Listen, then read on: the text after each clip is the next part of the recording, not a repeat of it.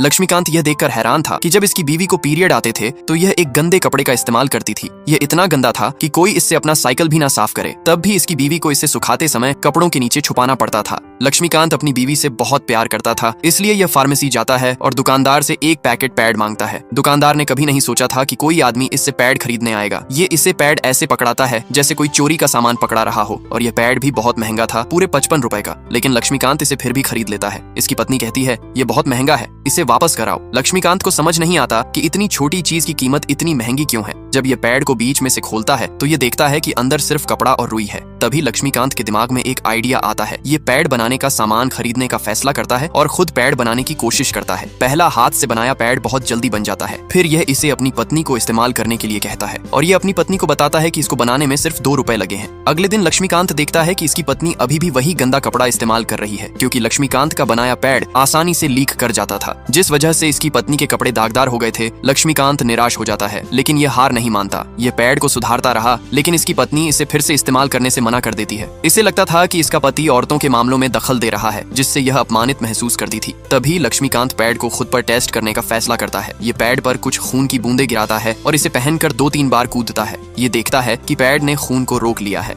लेकिन जब यह खुशी से साइकिल चलाते हुए घर की तरफ जा रहा था, तभी यह देखता है कि इसकी पैंट खून से भर चुकी है। लक्ष्मीकांत अपमानित महसूस करता है। ये खून साफ करने के लिए नदी में छलांग लगा देता है। नदी का पानी फौरन लाल हो जाता है। इसे देखने के लिए भीड़ इकट्ठी हो जाती है। उनमें से एक इसकी बीवी भी थी। सबको लगता है कि लक्ष्मीकांत पागल हो गया है। इसकी पत्नी यह सब सहन नहीं कर पाई और यह अपने भाई के साथ मायके चली जाती है। लक्ष्मीकांत का दिल टूट जाता है। यह गांव छोड़ने का फैसला करता है और पैड बनाने का सही तरीका खोजने शहर आ जाता है। ये कई कॉटन की फैक्ट्री में जाता है और बाजार में बिकने वाले पैड को जांच के लिए भेजता है। तभी इसे पता चलता है कि पैड के अंदर कॉटन नहीं, फाइबर भरा होता है। फिर यह इंटरनेट से फाइबर बनाने की जानकारी इकट्ठी करता है और यह एक फैक्ट्री किराए पर लेता है। ये एक साधारण सी मशीन बनाकर उसके अंदर फाइबर का मटेरियल डालता है, जिससे फाइबर नरम हो जाता है। फिर यह इसे अच्छे से दबाकर आकार देता है। उसके बाद यह इसे पैक करके जांच के लिए भेज देता है। इस तरह लक्ष्मीकांत एक अच्छा और सस्ता पैड बना लेता है। यह बिल्कुल उसी तरह का था जो मार्केट में महंगे दाम में बिकता था। यह अपने पहले ग्राहक से पूछता है कि पैड कैसा था।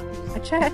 आप जानते नहीं, ये तो शब्द सुनने के लिए मैं कितना परेशान हूँ। अपने उत्पाद को बढ़ावा देने के लिए यह आविष्कार प्रतियोगिता में भाग लेता है। यहाँ यह सबको बताता है कि एक सस्ता पैड कैसे बना सकते हैं। यह बताता है कि बाजार में मिलने वाला पैड 52 रुपए का आता है, जबकि उसके बनाए हुए पैड सिर्फ 2 रुपए में तैयार हो जाते थे। एक महिला जज इसके ऊपर पानी डालकर इसे टेस्ट करती है और यह बहुत ही अच्छे से काम करता है। इस तरह लक्ष्मीकांत यह आविष्कार प्रतियोगिता जीत जाता है। बड़ी बड़ी कंपनी इसके साथ काम करना चाहती थी, लेकिन इसने अपने गाँव में लौटने का फैसला किया। इसका बिजनेस बढ़ता गया। लक्ष्मीकांत ने न सिर्फ महिलाओं की पीरियड संबंधी समस्याएं हल की, बल्कि उन्हें पैड बनाना भी सिखाया, जिससे वे आर्थिक रूप से स्वतंत्र हुईं और उनका आत्मविश्वास भी लौट आया।